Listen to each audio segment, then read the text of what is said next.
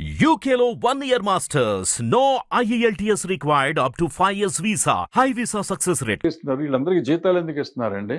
వీళ్ళకి విమానం free, food free, ఇల్లు free, phone free, car petrol free, PA free, driver free, వంటోడు free.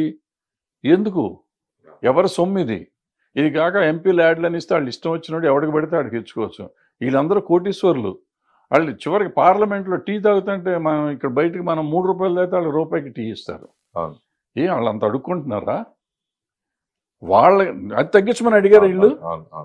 ఏమండి మేమంతా కోటీశ్వరులు. ఇప్పుడు ఆయన ఏమన్నాడు, మన ప్రజల సొమ్ముతో సినిమాలు తీసేసుకుంటున్నారు వీళ్ళు, సినిమా వాళ్ళు 100 కోట్లు తీసుకుంటున్నారు కాబట్టి వాళ్ళు కన్సిడర్ చేసి వాళ్ళు తగ్గించాలి రెమ్యునరేషన్. నేను అడుగుతున్నా, ఇప్పుడు మా సొమ్ముతో మీరు అందరూ దీంట్లో తింటున్నారు, ప్రతి రూపాయి ఫ్రీగా తీసుకుంటున్నారు. ఈ ఫ్రీలు తీసేయండి, జీతం తీసుకోండి. జీతాన్ని వద్దంట్లో అప్పుడు ఇంకా ఎక్కువ తీసుకుంటారు. లంచాలు ఎట్టగా తీసుకుంటున్నారు? లంచాలు మానుతున్నారా ఏంటి వీళ్ళు? నేను లంచాల గురించి మాట్లాడతలా. లంచం ఇది కాదు, ఎందుకంటే లంచం అది వెనక నుంచి వస్తుంది కాబట్టి దాని గురించి మాట్లాడతలా. తీసుకునే వాళ్ళు తీసుకున్నారు, లేనివాళ్ళు లేరు. నేను అనేది ఏంటంటే ఈ ముందు నుంచి వచ్చేవి ఉన్నాయి. ఇప్పుడు త్యాగం చేయాలి కదా. నన్ను త్యాగం చేయమంటున్నావు నువ్వు. నేను బిజినెస్ చేసుకునేవాడిని, నేనేమి దీనికి రావట్లా. నాకు వచ్చే ప్రతి రూపాయి నేను సంపాదిస్తే టికెట్ కొంటే టికెట్ మీద వచ్చే రూపాయిలో 10 పైసలే ప్రొడ్యూసర్కి వస్తుంది. అంటే ప్రొడ్యూసర్ పిచ్చోడా? ఓ హీరోకి 100 కోట్లు 200 కోట్లు ఇస్తానికి అతను ఎన్ని 10 పైసలు వసూలు చేసుకుంటే అతను డబ్బు వస్తుంది? అంత కష్టమైన వ్యాపారం చేస్తూ ఇతనికి 100 కోట్లు ఇస్తున్నాడంటే అది ఎంత ఆలోచించిస్తాడు? అంత పిచ్చోడే ఇవ్వడు కదా. మరి అటువంటి వ్యాపారం చేస్తున్న వాళ్ళని ఇక్కడ నువ్వు ఏమీ చేయకుండా ఎలక్షన్లో గెలిచిపోయి మా సొమ్ముతో మిమ్మల్ని ఉద్ధరిస్తామని చెప్పి వచ్చి మొత్తం ఫ్రీగా తీసుకుంటూ దేశాన్ని దోసుకు తింటా ఉంటే మిమ్మల్ని గురించి మేము మాట్లాడాలా, మమ్మల్ని గురించి మీరు మాట్లాడాలా? ఎవరు మాట్లాడాలి? సినిమా వాళ్ళని గురించి రాజకీయ నాయకులు మాట్లాడాలి, రాజకీయ నాయకుల గురించి సినిమా వాళ్ళు యాజ్ ఇట్ ఈస్గా ప్రజలు. సినిమా వాడైనా కానీ ప్రజ. నేను రాజకీయ నాయకుడిని తిట్టే హక్కు నాకు ఉంది, కానీ నేను వ్యాపారం చేసుకునేవాడిని తిట్టే హక్కు, నేను తప్పు చేశానుకో, నేను ఇన్కమ్ ట్యాక్స్ ఎగ్గొట్టాను, లేకపోతే దొంగ రవాణా చేశాను, లేకపోతే ఏదో ప్రాసిక్యూషన్ చేశాను, నా మీద కేసు పెట్టినాను. చట్ట వ్యతిరేక చర్య నేను చేస్తే మాట్లాడే హక్కు నీకుంది. నా జీతాన్ని గురించి మాట్లాడే హక్కు నీకే ఉంది. నీకేమన్నా ఉంటే గట్టిగా మాట్లాడాలంటే, అయ్యో అండి సినిమాల ఇండస్ట్రీలో కార్మికులకు తక్కువ ఇస్తున్నారండి అని చెప్పు. నిజం అయ్యి ఉంటే అది నిజం అబద్ధం మేము చెప్తాం. అంతే తప్ప వాడని తీసుకున్నాడు వీడిని తీసుకున్నాడు నువ్వే ఓడిపోయా, నువ్వు తీసుకునే దాని గురించి మాట్లాడు. నేను I would have been happy అండి. ఆయన ఏమండి మనంతా డబ్బు ఉన్నవాళ్ళు ఇంత తీసుకుంటున్నాం, ప్రజల సొమ్ము వేస్ట్ అయిపోతుంది, మనం ఇవన్నీ క్యాన్సిల్ చేద్దాం ఒక మాట అని ఉంటే అసలు ఆయన కాళ్ళకి దండం పెట్టేవాడిని. అంటే ఆయన విజయసాయి రెడ్డి అలా మాట్లాడినప్పుడు మీలాంటి వాళ్ళు అరాకొర మాట్లాడారు. ఇంకా ఒకసారి ఆ ఫంక్షన్లో చిరంజీవి గారు మాట్లాడేటప్పటికి వరుసగా మీద అడిపారు పొలిటికల్ అందరూ కూడా, పకోడీ గాళ్ళని ఇట్లా రకరకాలుగా కామెంట్ చేయడం. ఎందుకు పరిశ్రమ నుంచి ఎవరు స్పందించలేకపోయారు? మనకి సిగ్గులేదు. చివరికి చిరంజీవి గారు చెప్పారు, చిరంజీవి గారికి హ్యాట్స్ ఆఫ్. ఎందుకంటే ఇంతకాలానికి ఆయన ధైర్యం చేసి చెప్పాడు. అది ఆయన మాట్లాడు మామూలుగా మాట్లాడాడు. ఫస్ట్ టైం మాట్లాడాడు. ఎవరు నిలబడ్డారు, ఎవరు మాట్లాడారు అసలు? నేను ఆయనకి పర్సనల్గా చెప్పా, ఏమంటే మీకు ఎవరు రారు, ఆయన సీఎం దగ్గరికి వెళ్ళినప్పుడు చెప్పి ఎవరు రారు మీరు ఇంట్లో ఇన్వాల్వ్ అవుద్దని ఆయనకి చెప్పాను. ఆయన కోపం వచ్చాడు. సీఎం దగ్గరికి వెళ్ళి వీళ్ళందరినీ తీసుకుని ఆ రోజే చెప్పా, మీరు ఇందులో ఏలు పెట్టొద్దు, ఇదేంటి తేనె తుట్టిది, మిమ్మల్ని కరుస్తే తప్ప ఎవరు రారు మీ దగ్గరికి అని చెప్పాను ఆయనకి. అడగండి మీరు, నేను చెప్పానో లేదో అడగండి. చెప్పాను. ఆయన చెప్పారు రారు. ఎందుకు వస్తారు వాళ్ళు? వాళ్ళ అవసరానికి చిరంజీవి గారిని వాడుకుంటారు, మామూలుగా కాదు అసలు. వాళ్ళు వాడుకుంటారు. ఈయన అమాయకుడు పడిపోతూ ఉంటాడు. చెప్పానండి ఆయన నా బాధ్యతగా నేను చెప్పాను. నాకు సంబంధం లేదు. మనకేం నన్ను ఇంట్లో మనిషిం కాదు, కట్టేసి వెళ్తానికి వీల్లేదు అనలేం కదా. మనకు ఇప్పుడు మామూలుగా మనకి కొంచెం శత్రుత్వంగా ఉంటాం. ఒక పార్టీలో కొంతమంది ఉంటారు, ఇంకో పార్టీలో కొంతమంది ఉంటారు. టీడీపీలో కొంతమంది ఉండొచ్చు, వైసీపీలో కొంతమంది ఇంకా వీళ్ళు మనం ఇప్పుడు పోసాన్ గారు లాంటి కానీ ఇటువంటి కాంట్రవర్సీ కానీ మాట్లాడడం, ఒకళ్ళు తిడతాం కానీ ఇంకోళ్ళు తిడతాం కానీ, సినిమా వాళ్ళకి గొడవ, ఆ రాజకీయాల వాళ్ళు సినిమాలు కొట్టుకోవడం, దెబ్బలాడుకోవడం, వాటి గురించి మీరేం చెప్తారు? అంటే నేను వాళ్ళు సినిమా వాళ్ళుగా నేను కన్సిడర్ చేయను, బయట తిట్టుకోవటం మొదలెడుతుంది. ఎందుకంటే ఇతను ఎక్కువ అతను తక్కువ అనేది లేదు, అందరూ అదే మాట్లాడుతున్నారు. ఆ భాష బాగలేదు, చండాలంగా ఉంది భాష. ఈ భాష చండాలంగా ఉంది, మాట్లాడే తీరు బాగోలేదు, ఒకళ్ళనొకళ్ళు తిట్టుకోవటం బాగలేదు, ఒక పద్ధతి బాగలేదు. ఈ సంస్కారహీనంగా ఉన్న వాళ్ళు ఏ పార్టీ వాళ్ళైనా పర్లేదు, ఏ పార్టీ వాళ్ళైనా చండాలంగా ఉంది. అది సినిమా వాళ్ళలో ఉండటం చాలా బాధపడాలి మనం. ఎందుకంటే మనం జనానికి ఒక ఎంటర్టైన్మెంట్ పంచడానికి వచ్చాం తప్ప మనం ఏం చేస్తాం లేదు. వీళ్ళు అవకాశం ఉంటే ఎంటర్టైన్మెంట్తో పాటు ఎన్లైటన్ కూడా చేస్తానికి వచ్చాం. ప్రజల్ని ఆలోచింపజేసేవాళ్ళం మనం, ప్రజలకి ఎంటర్టైన్మెంట్ ఇచ్చేవాళ్ళం మనం. చాలా తక్కువ డబ్బులతో ఎంటర్టైన్మెంట్ ఇచ్చి ఎన్లైటన్ చేయగలుగుతున్నాం. అటువంటి మనం ఈ ద్వేషభావాన్ని ఎప్పుడైతే పెంచుతున్నామో ఆ సినిమాల్లో కానీ బయట కానీ అది చాలా తప్పు. అది అవసరం లేదు మనకి. ఇప్పుడు ప్యారడీలు తీయటం వేరు, లేదంటే ఓ సినిమాలో మనం ఇప్పుడు రామారావు గారి మీద వాళ్ళు తీశారు, ఎవరు మన కృష్ణ గారు వాళ్ళు తీశారు. యాష్ వాళ్ళు కనపడితే రామారావు పిలిచి ఏం బ్రదర్ బాగా చేశారు అన్నారు ఆట. సో అలా ఉండాలి మనం కూడా, అంత స్పోర్టివ్గా ఉండాలి. అది వదిలిపెట్టి వాళ్ళు బూతులు తిట్టి, వాళ్ళు తిట్టారు కదా అని మనం వాళ్ళని బూతులు తిట్టి ఎక్కడికి వెళ్తాం? సంస్కారం ఎక్కడికి పోతుంది? మనం మనుషులమా ఇంకేమన్నా? అసలు అర్థం కావట్లేదు. సిగ్గుపడాల్సిన విషయం. అది ఎవరైనా కానీ, ఒక పర్టికులర్ పేరు కాదు, మనం చాలామంది ఉన్నారు, అనవసరం పేర్లు ఎత్తడం. మీరెందుకు రాజకీయాలకు దూరంగా ఉన్నారు? మనకు రాజకీయం వస్తున్నాం, ఇట్లా మాట్లాడితే ఎవడిస్తాడు మన రాజకీయంలో? పార్టీ సపోర్ట్ గాను అంటే ఒకటిగా ప్రాబ్లం ఏంటంటే నా ఇష్టాలు ఉంటాయి నాకు. ఇప్పుడు నేను ఫర్ ఎగ్జాంపుల్ నేను చెప్తాను, ఇప్పుడు చిరంజీవి గారి విషయం నాకు చెప్పాను, నేను ఇది రైట్ అని చెప్పాను, అది తప్పు అని చెప్పాను. నేను ఒక చోట ఉండి వాళ్ళని రైట్ తప్పు అంటే ఒప్పుకోరు, ప్రతిదానికి రైట్ అంటేనే ఒప్పుకుంటారు ఎవరైనా కానీ. ఈ సమాజం వాళ్ళు ఎట్టా ఉందంటే నేను అన్నిటికీ కొడతాం, చిడతల్లాగా తయారైతే బాగుంటుంది. మంచి ఏంటి చెడు ఏంటి అని చెప్తే ఎవరికి నచ్చదు. సో పొలిటికల్ పార్టీ కూడా సేమ్ ప్రాబ్లం అవుతుంది. అంటే మీకు భవిష్యత్తులో ఎవరైనా ఆఫర్ చేస్తే మీరు రాజకీయాలు ఆల్రెడీ ఆఫర్ చేశారు, నేను ఎప్పుడు దాన్ని పెద్ద ఇంట్రెస్ట్ చూపించలేదు. ఎందుకనంటే ఇదే చెప్తున్నా కదా, ఇదే ప్రాబ్లం. రకరకాలు ఉన్నాయి నాకు. సమస్య అంటే ఆన్ రికార్డ్, నేను ఆన్ కెమెరా నేను కొన్ని చెప్పకూడదు. ఈ మధ్యన అప్పుడప్పుడు సడన్ గా మీరు కొంచెం అంటే ఆ సందర్భం మాట్లాడినా మీరు మాట్లాడేది బాగా వైరల్ అయ్యి మొత్తం రివర్స్ అవటం, కాంట్రవర్సీ అయిపోవడం, కాంట్రవర్సీలు ఇరుక్కుపోవటం. అట్లా రీసెంట్గా మొన్న జరిగిన ఛాంబర్ ఎలక్షన్స్ కూడా ఏంటి ఎంత దారుణంగా ఉంటుందని మీరు అలా చెప్పడం, అది చాలా మంది బాధపడ్డారు ఆ విషయాల్లో. అది ఎందుకు అట్లా మీరు ఎందుకు బాధపడుతుంది? దాంట్లో ఎందుకు బాధపడాలి? ఛాంబర్ మనం ఎందుకు పెట్టుకున్నాం? ఛాంబర్ ఎందుకు పెట్టుకున్నాం? సినిమా ఇండస్ట్రీలో ఉన్న అన్ని శాఖలకి మంచి చేయటానికి పెట్టుకున్నాం. మీరు కూడా ఛాంబర్ చేశారు కదా, దాన్ని ఎందుకు పెట్టుకున్నాం? దాన్ని వదిలిపెట్టి ఆ పబ్లిసిటీ ఏంటి, ఆ క్యాన్వాసింగ్ ఏంటి, ఆ డబ్బులు ఏంటి, ఆ ఖర్చు ఎంత పెట్టారు, ఆ వెనక పోస్టర్స్ ఎంత పెట్టారు, ఎవరి కోసం పెడుతున్నాం? ఏం చేస్తానికి అక్కడ ఏమైనా ఉందా? డబ్బులు ఉన్నాయా? దోసుకెళ్తానికి వచ్చాం మనం. ఎందుకు బాధపడకూడదా? కోప్పడకూడదా? దానికి కొంతమంది అదే బాధిస్తుందని వాళ్ళు బాధపడ్డారంటే వాళ్ళకి ఏముందో మరి. వాళ్ళు వేరే ఆలోచన ఉండకపోతే నేను చెప్తున్నానమ్మా, ఒకవేళ ఎవరన్నా అట్లా నన్ను గురించి అనుకుని ఉండుంటే, అన్నట్టు నా నోటీస్కి అయితే రాలేదు, ఒకవేళ నిజంగా అనుకుని ఉంటే వాళ్ళకి వేరే చింతన ఉండి ఉంటుంది, అక్కడ ఏదో డబ్బులు దొబ్బుతానికి వెళ్ళి ఉంటారు, వాళ్ళ ఆలోచన ఉండి ఉంటుంది. అవకాశం లేదు కదా అసలు. ఉందేమో వాళ్ళకి, మనకేం తెలుసు? ఎందుకు బాధపడాలి? నేను ఏమన్నాను, డబ్బులు వేస్ట్ చేయటం ఎందుకు? మనం అంతా చూసిన వాళ్ళమే కదా, అంతంత డబ్బు ఎందుకు ఖర్చు పెట్టాలి? ఇంత డబ్బు ఖర్చు పెట్టే మనం 1000 రూపాయలు పెన్షన్ ఇస్తే పాపం ప్రొడ్యూసర్ లైన్లో వచ్చి తీసుకుంటున్నారు కొంతమంది. ఎగ్జిబిటర్లు ఇబ్బందులు పడుతున్నారు, డిస్ట్రిబ్యూటర్లు ఇబ్బంది పడుతున్నారు. అందరికి 1000 రూపాయలు 2000 రూపాయలు ఇవ్వాలనే పరిస్థితి కూడా ఉంది మన దగ్గర. నువ్వు ఆ రోజున ఖర్చు పెట్టిన దగ్గర 25-30 లక్షలు, 1 కోటి రూపాయలు కూడా అయ్యిందేమో నాకు తెలియదు ఖర్చులు మొత్తం అందరూ కలిపి. అంత డబ్బు అక్కడ డిపాజిట్ చేసి నువ్వు చాలా మందికి సేవ చేసి ఉండొచ్చు కదా. ఇప్పుడు నేను సేవ చేస్తానికి వస్తాననే కదా అక్కడికి వెళ్ళేది. ఇందాక నేను రాజకీయ నాయకులను తిట్టినట్టు ఛాంబర్లో సేవ చేయడానికి ఎందుకు వస్తున్నావు? నువ్వు ఇండస్ట్రీకి సేవ చేయటానికి, అంతే కదా. 24 క్రాఫ్ట్స్ బాడీ కదా అది. ఇండస్ట్రీకి సేవ చేస్తానికి నువ్వు వచ్చినప్పుడు ఎందుకు డబ్బు ఖర్చు పెడుతున్నావు? ఏంటి నీ ఉద్దేశం ఏంటి? ఇండస్ట్రీ మంచి, ఇప్పుడు డబ్బు ఖర్చు పెట్టి నువ్వు నాయకుడు అవుదాం అనుకున్నా అయిపోయింది కదా. నువ్వు నీ ఇంటెన్షనే రాంగ్గా ఉంది అక్కడ. ఇంకా నువ్వు బాధపడతావు ఎందుకు? నేను అన్న మాటకి బాధ ఎందుకు పడాలి? పడితే నీ తప్పు, నా తప్పు కాదు. నేను రాజకీయ నాయకుడిని తిట్టే నాకు హక్కు ఉన్నప్పుడు నువ్వు ఎలక్షన్ చేసినప్పుడు ఇక్కడ కూడా తప్పే కదా. మన సినిమా వాళ్ళని మాత్రం తిట్టకూడదు, వాళ్ళని మాత్రం తిట్టాలంటే మీ దాసరి గారి దగ్గర మీరు, సి కళ్యాణ్ గారు వీళ్ళందరూ కూడా ఆయన అడుగుజాడల్లో సమస్యలు వచ్చినా ఏవొచ్చినా పరిష్కరిస్తూ చేస్తూ వచ్చారు. ఇండస్ట్రీకి సంబంధించి ఏ ప్రాబ్లం వచ్చినా. అలాంటిది సి కళ్యాణ్ గారు మొన్న ఓడిపోవడానికి మెయిన్ రీజన్ ఏంటి మీ దృష్టిలో?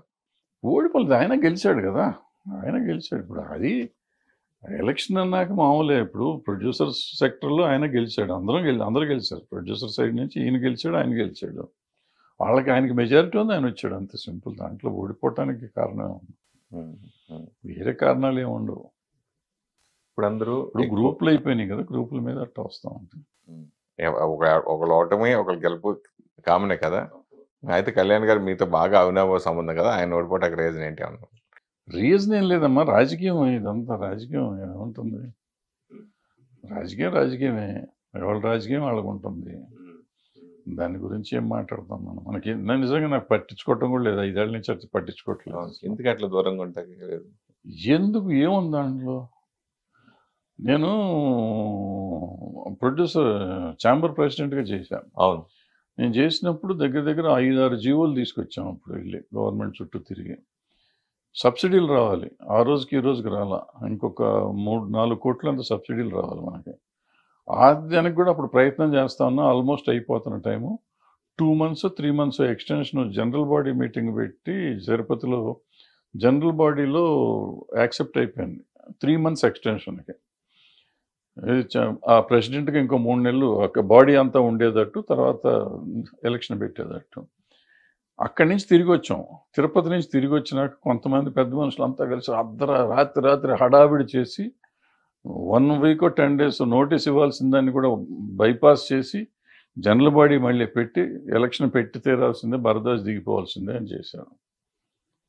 సరే, నన్ను దింపేశారు. నన్ను దింపితే నాకు ఊడిందేం లేదు, నాకు పోయిందేమన్నా ఉందా? పోనీ సబ్సిడీ తెచ్చారు, ఈ రోజుకి రాలా. ఓకే, పాపం చాలా మంది అలా బలైపోయారు. 40 మందికి రావాలి 3 కోట్లు. ఇప్పుడు ఒక ప్రొడ్యూసర్ గారు వెళ్ళి కోర్టుకి వెళ్ళి ఆయనకు ఆర్డర్ వచ్చింది, 52% ఆంధ్ర గవర్నమెంట్, 48% తెలంగాణ గవర్నమెంట్ ఇవ్వాలని. ఆ జీవో చూసినాక నేను ఒక స్టేట్మెంట్ ఇచ్చి, ఈ రోజు వరకు ఎవరు ఇవ్వాలా, ఇంకా ఎవరు మాట్లాడతలా. నేను 3 సార్లు చెప్పా దీని గురించి. ఆ గవర్నమెంట్ ఈ గవర్నమెంట్ అడితే 2 కోట్లు 2.5 కోట్లు అవుతుంది అంతే. ఓకే ఓకే, ఈ 2 కోట్లు అనేది పెద్ద విషయం కాదు. వీళ్ళు ఇన్ని కొట్టుకునే బదులు మొన్న ఎలక్షన్లో ఖర్చు పెట్టిన డబ్బులు వీళ్ళకి ఇవ్వచ్చు. లేదనుకుంటే ఆ సీఎం దగ్గరికి ఈ సీఎం దగ్గరికి వెళ్ళి డబ్బులు ఇప్పించవచ్చు. 2 కోట్లు వాళ్ళకి పెద్ద అమౌంట్ కాదు వాళ్ళ గవర్నమెంట్కి.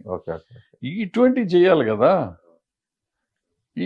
ఏమీ చేయకుండా ఎదవ రాజకీయం చేసి వాడు ఉండకూడదు వీడు ఉండకూడదు, వీడిని నాశనం చేద్దాం వాడిని నాశనం చేద్దాం అనుకునే వాళ్ళు ఉన్న సమాజంలో మనం ఎందుకు దూరాలు ఏలెందుకు పెట్టాలి?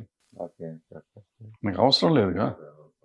ఇప్పుడు నేను చెడు చేస్తా అంటే నన్ను పంపించేవి, నేను మంచి చేస్తా అంటే మంచి చేస్తున్నాను వద్దనుకుంటే. ఆ రోజు ఆన్లైన్ చేయించాను నేను జియో, ఇది ఆన్లైన్ సేల్స్ ఉండాలని చెప్పి. ఆ రోజు ఆపారు. సబ్సిడీ కాదు, మన టికెటింగ్, ఆన్లైన్ టికెటింగ్. ఆ రోజు అప్పుడు నేను జియో తెచ్చేసాను ఆ రోజు. ఆ జియోలో అది మాత్రం పార్టిసిపేట్ చేయకుండా, అది ఇది చేయకుండా ఆపారు దాన్ని. ఇవాళ దాని గురించి మాట్లాడుతున్నారు. ఏంటి ఇదంతా? ఇటువంటి వాళ్ళ గురించి మనం ఎక్కువసేపు మాట్లాడుకోవటం, ఎక్కువ చేయటం అవసరం. అంటే ఇప్పుడు ప్రతి ఒక్కరికి ఒక ప్యాషన్గా అనుకోవచ్చు, లేదని అనుకోవచ్చు. మెయిన్ ఏంటంటే అన్నీ ఇప్పుడు పాన్ ఇండియా సినిమాలు అయిపోయినాయి బాగా ఎక్కువ. ఆ మోజులో కొంతమంది యంగ్ హీరోలు కూడా చాలామంది ఇది పాన్ ఇండియా సినిమా చేయాలని చెప్పేసి దర్శకులతో ఆ టైప్ కథలు మనం రెడీ చేయించుకోవడం, తర్వాత ప్రొడ్యూసర్ ప్రెషర్ వాళ్ళు చేయడం, చివరికి రిలీజ్ టైంకి వచ్చేటప్పటికి అది పాన్ ఇండియా సినిమాగా కాకుండా ఓన్లీ సౌత్ ఇండియా సినిమాలో రెండు తెలుగు తమిళ ఇట్లా చేయడం ఆగిపోవడం, రియల్గా అనుకున్నది మళ్ళీ ఇలా మారటం, ఇట్లా ఎక్కువ సంఘటనలు జరుగుతాయి. మనం చూస్తూనే ఉన్నాం దాని గురించి. అంటే అసలు పాన్ ఇండియా అని అనుకున్నవాడు ఒక డాష్ వాడు. పాన్ ఇండియా సినిమా తీస్తున్నానని చెప్తే వాడు డాష్ నా ఉద్దేశంలో.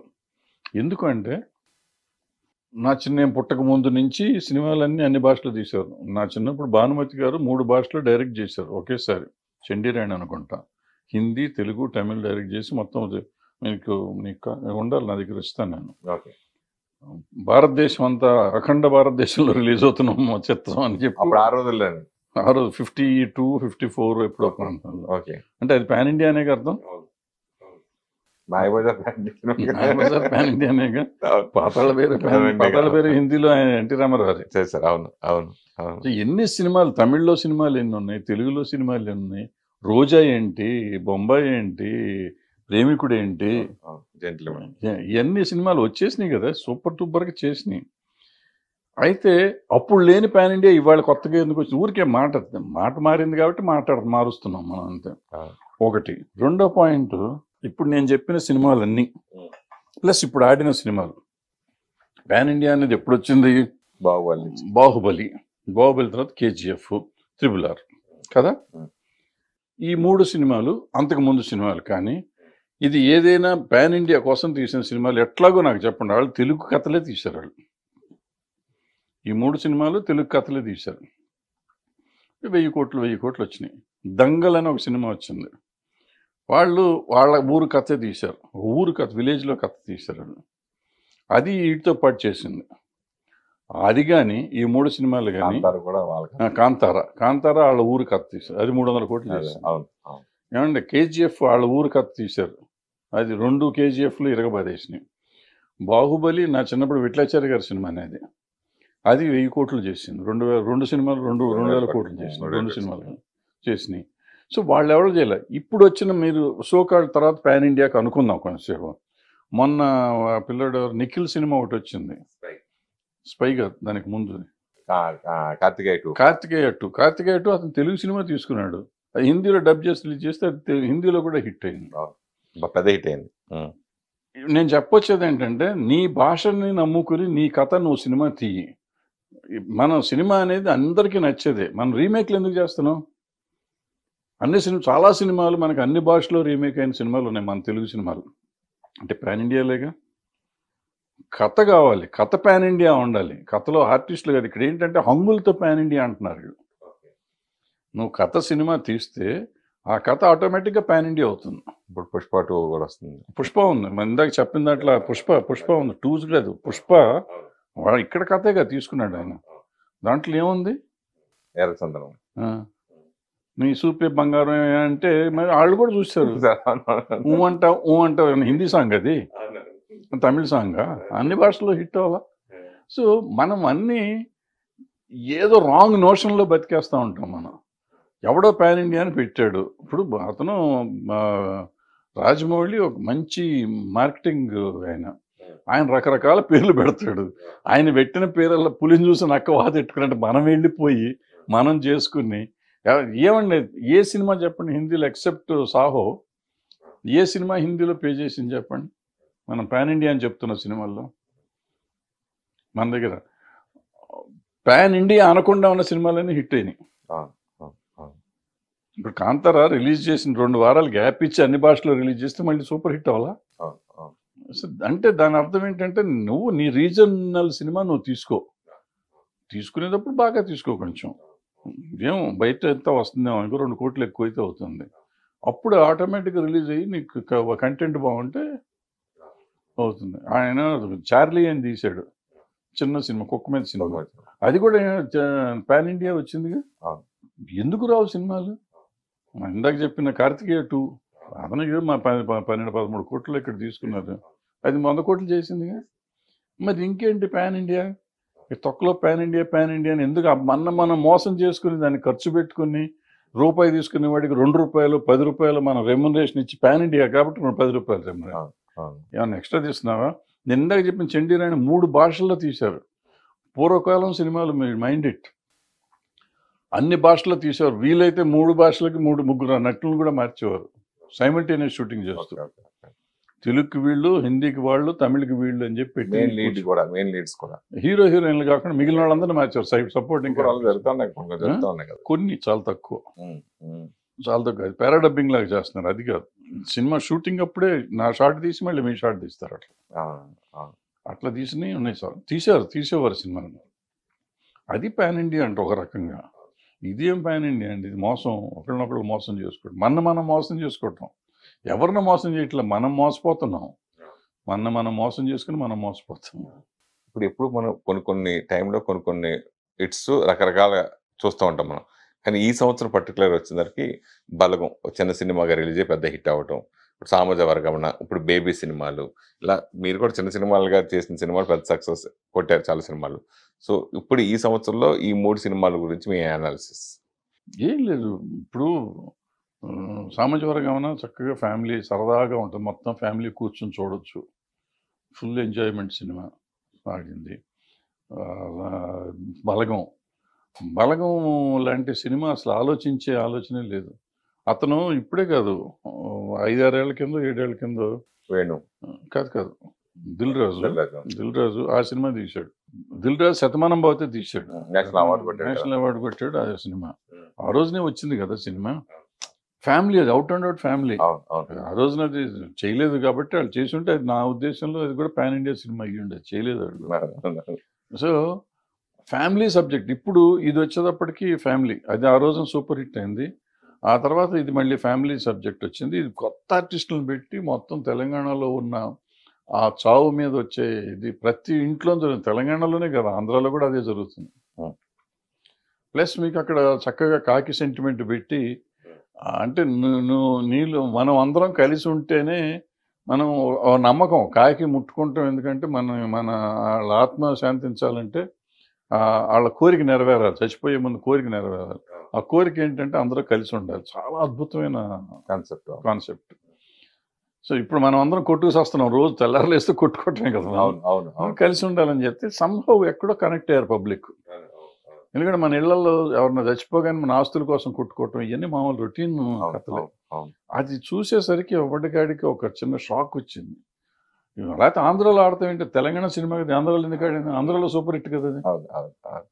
సో అట్లా అది వచ్చింది. ఈ తర్వాత బేబీకి వచ్చేటప్పటికి ఇవాళ సమాజంలో జరుగుతుంది, ఈ అమ్మాయిలు ఏమి రెక్లెస్గా ఉంటున్నారు అనేదాన్ని వాళ్ళు కళ్ళకు కట్టినట్టు చూపించినట్టు అనిపించింది. వాళ్ళకి అనిపించింది. అది రైటా తప్ప అని డిస్కషన్కి వెళ్తే అది వేరే సంగతి. వాళ్ళకి అనిపించింది, వాళ్ళు చూసారు, విపరీతంగా ఎగబడి చూసారు. ఫ్యామిలీతో వెళ్ళి చూసే సినిమా అనిపిస్తుంది అసలు. అదే మామూలు చూస్తున్నాక ఇంక మనం ఎవరిలో అండి కామెంట్ చేయటానికి. ఇప్పుడు నాకు నచ్చిన చూసేస్తున్నా కానీ అది కరెక్టా తప్పు అంటే 100 కోట్లు అయిపోయింది. మన ఇప్పుడు నువ్వు తప్పు అని తప్పు అయితే ఏంటయ్యా అంటాడు. మనం తప్పు అన్నాం అనుకో, అయితే ఏంటి, జనం చూస్తున్నారు కదా. రామారావు గారు ఏమన్నాడు, జనం మెచ్చిన సినిమా అన్నాడు.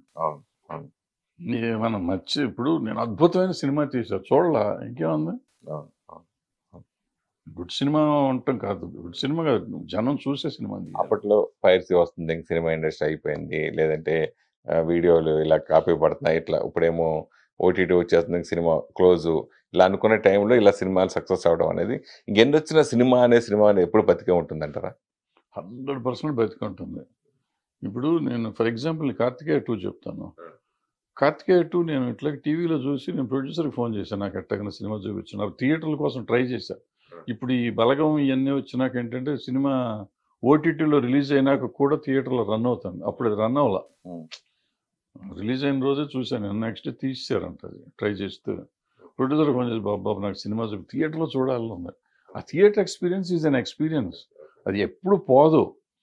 పోతే ఓ 10% 20% తేడా రావచ్చు. ఇప్పుడు ఆ 10% 20% కూడా నా లెక్కలో తేడా రానే రాదు.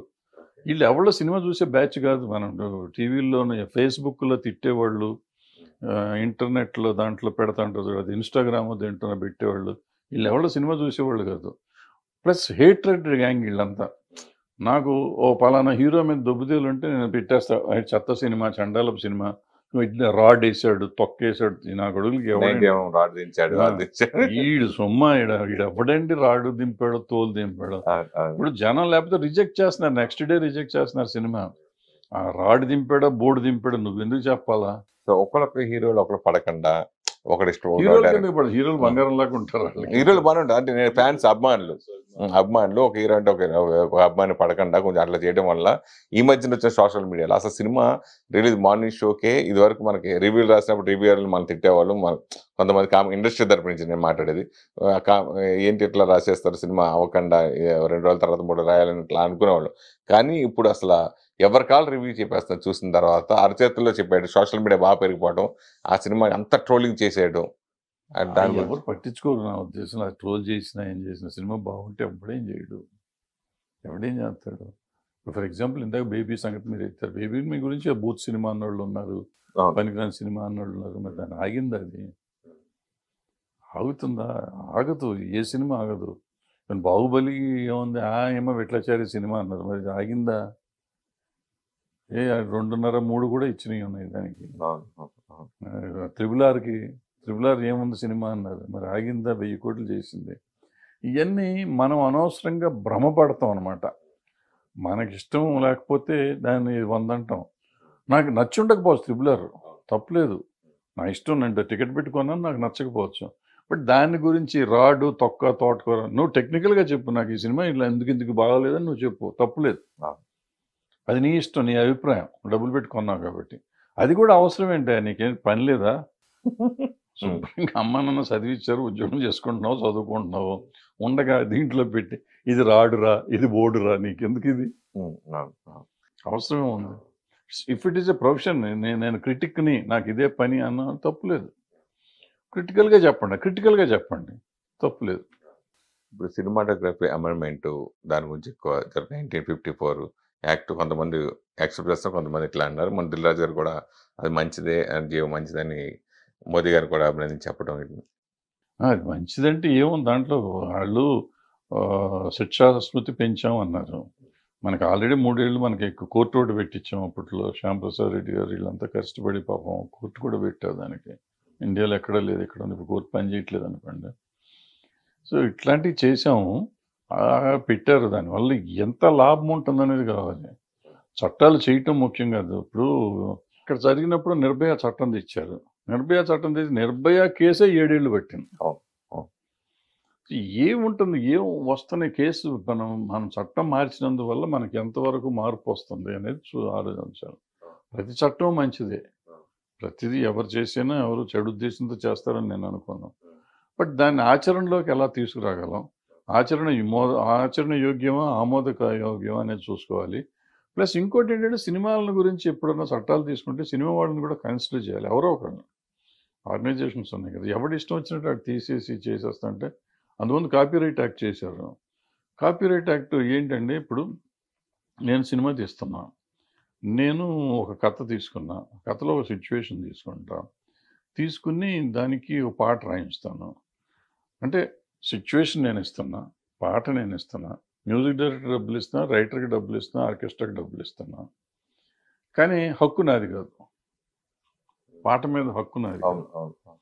పాట మీద హక్కు ఎవరిదో రైట్స్ కొనుక్కున్నాళ్ళదంట. దానికి ఇప్పుడు నేను నా ఫిల్మ్ నగర్ క్లబ్లోనో లేకపోతే మన ఆఫీస్లో పండగ ఏదైనా ఫెస్టివల్ చేసి నా సినిమా 100 days ఫంక్షన్ చేసి నేను పాట పెట్టుకుంటే నేను వాళ్ళకి వచ్చి డబ్బులు ఇవ్వాలి. ఇది ఎక్కడ కూడా నేను ఇన్ని కోట్లు ఖర్చు పెట్టి నేను సినిమా తీస్తే నేను సిచ్యువేషన్ ఇవ్వకపోతే ఆయన పాట రాసింది నేను కొనుక్కున్నట్టు అనుకోవచ్చు. డబ్బులు ఇచ్చేది అక్కడ వెస్టర్న్ కంట్రీస్లో ఉండేది. వెస్టర్న్ కంట్రీస్లో ఏంటంటే ప్రైవేట్ ఆల్బమ్స్ అన్ని, వాళ్ళకి సినిమాలో మ్యూజిక్ లేదు. మనకి సినిమాలో పార్ట్ మ్యూజిక్. ఇప్పుడు మనకి ఎంత దరిద్రం అంటే, మనం సినిమా తీస్తే ఆడియో కంపెనీకి ఇచ్చేస్తే ట్రైలర్ వేసుకుంటానికి, ట్రైలర్లో యూట్యూబ్ రైట్స్ మనకి కాదు, ట్రైలర్ వాళ్ళు వేయాలి, మన వేస్తానికి వీలు లేదు. ఇది ఎక్కడ సినిమా ట్రైలర్ వేసుకుంటానికి కూడా హక్కు లేని దౌర్భాగ్యపు స్థితిలో ఉంది మనం. మరి మీకు డబ్బులు ఇస్తున్నారు కదా ఎవరు? ఆడియో కంపెనీ కొనుక్కున్న వాళ్ళు ఇవ్వద్దు మనీ. మీరు అమ్ముకోకుండా ఉంటే మీకే ఉంటుంది కదా. అట్లా కాదు, నాకు డబ్బులు దేనికి ఇస్తున్నారమ్మా? రైట్స్ తీసుకున్నందుకు, ఆడియో రైట్స్ తీసుకుని ఆడియో రైట్స్ మీద అతను సంపాదించుకుంటున్నాడు కదా, దాన్ని మనం అడగట్లేదు కదా. లాస్ వచ్చి కూడా ఉంటాయి కదా. ఇప్పుడు సినిమా నేను వెళ్ళి అతను అడుగుతున్నాను, అతను కదా కొనుక్కుంటున్నాడు, నేను అడగట్లా. అది నీ వ్యాపారం, నువ్వు లాభం వస్తే నువ్వు తీసుకుంటున్నావు, నష్టం వస్తే కూడా నువ్వు తీసుకోవాలి. అంతే తప్ప ఇది నన్ను వ్యాపారం చేసుకొని ఇవ్వద్దంటాను. నువ్వెవడు? నేను తయారు చేసే ప్రోడక్ట్ని, నేను మొత్తం ప్రోడక్ట్ తయారు చేసి ఒట్టి పాటలే తయారు చేయాల. ఆ ప్రోడక్ట్, ఈ పాటలు నా సినిమాలో ఇది. ఇప్పుడు అల్టిమేట్గా టీవీ ఛానల్లో సినిమా కొనుక్కుంటాడు శాటిలైట్, అతను కూడా వాళ్ళకి డబ్బులు ఇవ్వాలి. ఏది ప్రోగ్రాంలు, ఈ డీలు, డ్యాన్సులు, సాంగ్ వేస్తే డబ్బు, అతని రైట్స్ అతనే ఉంటాయి. యాక్చువల్గా శాటిలైట్ రైట్స్ టీవీ ఛానల్లో ఉన్న దీనికి ఏమి న్యాయం? మీరందరూ ఏం చేస్తారు సార్? అక్కడ ఎవరు పాటలు రచయితకు ఇప్పుడు డబ్బులు వస్తున్నాయి, సంగీత దర్శకుడు వస్తున్నాయి, సింగర్స్ డబ్బులు వస్తున్నాయి, ఈ దర్శక నిర్మాతలు ఏం చేస్తున్నారు? అదే నేను అడుగుతున్నానమ్మా. ఇప్పుడు ఇంతవరకు సోదంతా అదే నేను చెప్పేది. అంటే మన దరిద్రం ఏంటంటే అక్కడ చట్టాలు ఎందుకు జరుగుతున్నాయి అనేది ఇక్కడ ఎవరికి తెలియదు, ఎవరిని అడగరు. ఎవడో ఇన్ఫ్లుయెన్స్ ఉన్నాడు ఎవడో చేసేసుకుంటాడు, మారిపోతూ ఉంటుంది అది. సో ఇప్పుడు ఇదంతా చెప్పింది ఏంటంటే ఆ చట్టం గురించి, నువ్వు ఇందాక అడిగిన చట్టం గురించి అది ఎంతవరకు పనికి వస్తుంది అనేది వీళ్ళకి ఎవరికైనా తెలుసా? ఇప్పుడు ప్రాబ్లం ఏంటంటే గవర్నమెంట్ చేసింది మనం మెచ్చేసుకుంటే బెటరు. వాళ్ళు జిఎస్టీ ఎందుకు వేస్తున్నారని ఎవరిని అడిగారు వీళ్ళు? ఇవాళ జిఎస్టీ ఎందుకండి సినిమాకి అంత 18% జిఎస్టీయా? 18% జిఎస్టీ ఇస్తున్నాం. 100 రూపాయలు అంటే 120 రూపాయలు టికెట్ కడుతున్నాం మనం. ప్రజల మీద అది ప్రతి రూపాయి మీద ఇప్పుడు జిఎస్టీ వస్తుంది. ఎట్లా అకౌంటబిలిటీ అది? ఇవన్నీ అడగట్లేకుండా మనం వాళ్ళు ఏది చేస్తే అది రైట్, ఆహా అద్భుతం అనుకుంటూ కూర్చుంటే ఇట్టగా ఉంటుంది. అంటే ఇలాంటి సమస్యలు ఇప్పుడు మనకు మెయిన్ ఇప్పుడు ఛాంబరే కదా సార్ ఫైనల్గా మనం డెసిషన్ తీసుకుని చేసేది ఇండస్ట్రీ తరపు నుంచి. సో ఇప్పుడు కొత్తగా దిల్ రాజు గారు ప్రెసిడెంట్గా వచ్చారు. సో ఇప్పుడున్న సమస్యలు ఇప్పుడు మీరు చెప్పారు పాటల గురించి, ఆడియో రైట్స్ గురించి, దీని గురించి వీళ్ళందరికీ ఒక యూనిట్ ఉంది. మన ప్రొడ్యూసర్లకి, డైరెక్టర్లకి, వీళ్ళకి ఎవరికి యూనిట్ లేకుండా పోయింది. సో అలాంటి సమస్యలు మీకు ఇంకా అనిపించినవి ఏంటి? ఆ సమస్యల్ని ఇప్పుడు దిల్ రాజు గారు పరిష్కరించగలగరా, చేయగలుగుతారన్న నమ్మకం మీకు ఉందా? మనకి తెలియదు, మనకెందుకు వచ్చింది చెప్పు. వాళ్ళ రాజకీయాలు వాళ్ళే, మనకెందుకు వచ్చినాయి చెప్తాం. ఆవిడని అడిగితే చెప్పాలి, అడగకుండా. ఎందుకంటే ఇక్కడ ఏదో మన ఇద్దరం చర్చించుకుంటున్నాం కాబట్టి చెప్పుకుంటూ పోతున్నాం. నాకేం తీట పట్టింది ఇళ్ళే దిల్ రాజు గారితో కూర్చుని. ఆయనకి అంత టైం ఉండదు, ఆయన బిజీ ప్రొడ్యూసర్, ఆయనకి టైం ఉండదు. ఆయన ఇంటానికి టైం ఉంటుందా? ఉండదు. మనకెందుకు చెప్పు. అయితే ఏం చేస్తాం? నాకు అవసరం లేదు. ఇవాళ నేను సినిమా తీయట్లేదు, నాకు పోదు. మీరు కూడా బిజీగా ఉన్నా కానీ మీరు కూడా కొన్ని సమస్యలు చేసి ఉండొచ్చు, చేయకపోయి ఉండొచ్చు. సో నా తీట నాది. నేను అప్పుడు ఆ గోల ఉండి చేశాను. వాళ్ళకి తీట గోల ఉందో లేదో నాకేం తెలుసు. అది కాకుండా ఇవాళ ప్రొడక్షన్లో ఉన్న వాళ్ళకి తెలిసినంత నాకు తెలియదు. నేను చెప్పినవన్నీ జనరల్ ఐటమ్స్. ఇవాళ ప్రొడక్షన్లో ఉన్న వాళ్ళు కొన్ని కొత్త వచ్చిన టెక్నాలజీ మారిపోయింది, సిస్టమ్ మారిపోయింది. సో వాళ్ళందరూ కూర్చొని మాట్లాడుకొని చేసుకోవాలి. వాళ్ళు నిజంగా అంటే ఎవరన్నా పిలవాలి, సీనియర్స్ ఎవరన్నా తెలిసిన వాళ్ళు ఉంటే పిలిచి మాట్లాడుకుని ఇంకేమైనా చేద్దామా అని ఆలోచిస్తే బాగుంటుంది. పిలవని పేరెంటాలకి మనం వెళ్ళి నువ్వెందుకు వచ్చావు అనిపించుకోవటం అవసరం మనకి?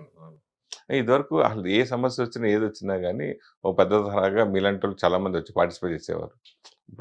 ఇప్పుడు ఆ కలుపుకొలతనం ఇప్పుడు పోయిందా? అవన్నీ అక్కర్లేదనే కదా ఎలక్షన్లు అట్లా కొట్టుకున్నారు మొన్న. వాళ్ళు పెద్దవాళ్ళు అనుకున్నారు, కొట్టుకుంటున్నారు. పెద్దవాళ్ళు అంటే నిజంగా పెద్దవాళ్ళు. డెఫినెట్గా వాళ్ళ మార్కెట్ ఉన్న పరిస్థితుల్లో వాళ్ళు సూపర్ స్టార్స్ వాళ్ళంతా. వాళ్ళని కాదంటానికి ఏం లేదు, మనకి అసలు అనే హక్కు లేదు. బట్ దానికి కూడా కొన్ని పద్ధతులు ఉంటాయి, పద్ధతిగా చేసి. ఇప్పుడు దాసరి గారు ఉన్నప్పుడు కూడా మీరు కొన్ని సమస్యలు ఆయన దృష్టికి వెళ్ళకుండానే, ప్లస్ ఆయనే మీకు అప్పచెప్పారు కొన్ని సమస్యల్ని. మీరు ఆయన చేయలేని పనులు కూడా మీరు చేశారు కొన్ని మాకు తెలుసుండి. అలాంటి భరద్వాజ గారు ఎందుకు ఇట్లన్నింటికి బాగా దూరం అయిపోయారు? ఎందుకు దూరం అవటం లేదు. ఇప్పుడు నేను దాసనారాయణరావు గారి టైంలో ఏంటంటే, యాక్చువల్గా దాసనారాయణరావు గారు మెడ్రాస్లో ఉండేవారు, ఇక్కడ తర్వాత వచ్చారు. సో ఇక్కడ ఉన్నప్పుడు అప్పుడు నేనే మొత్తం ఇక్కడ హ్యాండిల్ చేశాను కొంతకాలం. తర్వాత ఆయన వచ్చినాక ఆయన హ్యాండిల్ చేస్తా ఉంటే ఆయన చేసి ఆయన చెప్పేవి కొన్ని, చెప్పకుండా కొన్ని ఆయన దగ్గరికి వచ్చినాయి అని నా దగ్గరికి తోసేవారు. నువ్వు చేసుకే చూడబోయే భరద్వాజ్ అనేవారు. సో అట్లా చేసేవాళ్ళం. పని ఉంది కదా అంటే నేను అడిగా ఒకరోజు గురువుగారు అసలు మనకెందుకు, మనకి అర్థం అవ్వట్లేదు, కానీ మనం ఇక్కడ మాట్లాడుతా అంటే మన ముందు డోర్ వచ్చినప్పుడు కాళ్ళు మొక్కుతున్నారు మీకు. పర్టికులర్గా ఆయన కూర్చోబెట్టి అడిగా, రాగానే కాళ్ళకి దండం పెడుతున్నారండి. సార్ మీరు తప్ప దేవుళ్ళు లేరు గురువు గారు అంటున్నారు. తలుపు దగ్గర మనకు వినపడతా ఉండగానే మన బూతులు తిట్టుకుంటూ వెళ్తున్నారు ముండా కొడుకులాళ్ళు. ఈ నా కొడుకులకి మనం ఎందుకు చేయాలి సార్ అని అడిగాను. ఆయన ఒకటి చెప్పాడు నాకు, మనం అనేవాళ్ళు మనం చేస్తామా చేయమా, అవుతుందా అవుదా కాదు, మన లాంటి వాడు ఒకడు ఉన్నాడు అనేసరికి వాళ్ళకి సమాజంలో కొంతమందికి భయం ఉండి కొంతన్నా తగ్గుతుంది. మొత్తం 100% మనం సాల్వ్ చేయలేం. కరెక్ట్, 100% ఎప్పుడు సాల్వ్ చేయలేం. బట్ 70-80% కట్ అయితే అవుతుంది. సో ఆ భయాన్ని మెయింటైన్ చేద్దాం. అవసరం ఉన్న పాపం అవకాశం ఉండి ఎవరికైనా జరిగింది అనుకో, మనం చెప్పినవన్నీ ధర్మం అని కాదు, కొన్ని జరిగినాయి అనుకో సంతోషించాలి. మనం పక్కనోడికి హెల్ప్ చేసామని, మనకు అవకాశం ఉండి మనం చేయకపోవటం మనం ద్రోహం చేసుకోవటం అని చెప్పి ఆయన చెప్పాడు. నాకు అది మంచిది అనిపించింది. అందుకని ఆయన కాలం చేశాను. ఆయన వెళ్ళిపోయినాక అసలు నాకే మనసు లేదు, మానేసి. ఎవరు ఇప్పుడు మన వరకు చిరంజీవి గారిని మీరు ఉండమని, మీలాంటి కొంతమంది ఉండమని చెప్పినా కానీ అలా జరగట్లేదు. What next? అక్కర్లే ఎవరు ఉండక్కర్లే. ఇప్పుడు దాసనారాయణరావు గారు ఏమన్నా మనం సెలెక్ట్ చేసుకుంటే అయ్యాడా, ఎలక్ట్ చేసుకుంటే అయ్యాడా? అది కుదిరే పని కాదు. ఎవరు అవ్వలేరు. చిరంజీవి గారిని మనం అడిగామంటే చిరంజీవి గారిని నేను ఎందుకు అడిగానంటే దానికి కారణం ఉంది. ఎందుకంటే దాసనారాయణరావు గారిని నేను దగ్గరగా చూశాను. ఈ పర్టికులర్ విషయాలు, మిగిలిన విషయాలు కాదు. దానికి ఒకటి స్తోమత ఉండాలి. 2 కంట్రోల్ ఉండాలి. కంట్రోల్ అంటే మనం అప్రోచ్ అవ్వగలిగే తాహత ఉండాలి. ఆ దాసనారాయణరావు గారు సినిమాలు తీసినా తీయకపోయినా మొత్తం ఇండస్ట్రీలో ఉన్న ప్రతి వాడితోనూ ఫోన్ సెక్రటరీ చేసి ఫోన్ చేయమంటే అవతల ఫోన్ ఎత్తారు. నేను నువ్వు ఫోన్ చేస్తే ఎవరు ఎత్తరు వాళ్ళ ఫోన్. బట్ చిరంజీవి గారు ఫోన్ చేస్తే ఎత్తారు. సో అందుకని చిరంజీవి గారు ఉండాలన్న. ప్లస్ నలుగురిని పిలిస్తే కూర్చోబెడితే అక్కడ ఇంటికి వస్తే పిలిపిస్తానికి ఆయన ఇంటికి వస్తే కూర్చుంటానికి టీ ఇస్తానికి మా ఇంటికి వస్తానికి ఎవరు రాలేరు. ఇవన్నీ మన వరకు మనం తాహత లేదు, స్తోమత లేదు, తాహత లేదు. 2 పాయింట్లు. ప్లస్ ఏంటంటే ఈ మూడోది ఒకటి ఉంది, నాకు అవగాహన ఉంది వీటన్నిటి మీద, ఇండస్ట్రీ మీద. సో బట్ చిరంజీవి గారు లాంటి వాళ్ళు చూసుకుని ఎవరినో నన్ను కళ్యాణ్ మన సిసిసి అప్పుడు మమ్మల్ని అందరినీ పిలిచేట్టు చేశారు. అట్లా కోపప్ చేసుకుని చేయగలిగితే బాగానే ఉంటుంది అనే ఉద్దేశం నాది. నన్ను పిలవాలని ఉద్దేశం కాదు. ఎవరో ఒకళ్ళని ఆయనకి తెలిసిన వాళ్ళు ఉంటారు కదా, వాళ్ళని పిలుచుకొని చేసుకుంటే బాగుంటుంది, ఈజీ కంట్రోల్. ఆ తర్వాత చిరంజీవి గారు ఉన్నప్పుడే కొన్ని జరిగినాయి కూడా. చిరంజీవి గారు కోఆర్డినేట్ చేశారు కాబట్టే కొన్ని జరిగినాయి, జరగకూడని కూడా జరిగినాయి. ఓకే.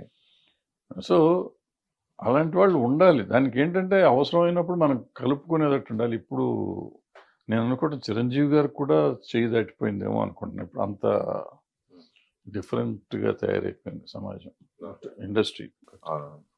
ఎవరి కాళ్ళే కొంచెం సెల్ఫ్ మేడ్ ఎక్కువైపోయింది, సెల్ఫ్ మేడ్ అయిపోయారు, వైషమ్యాలు పెరిగిపోయినాయి ఒకరికొకరు.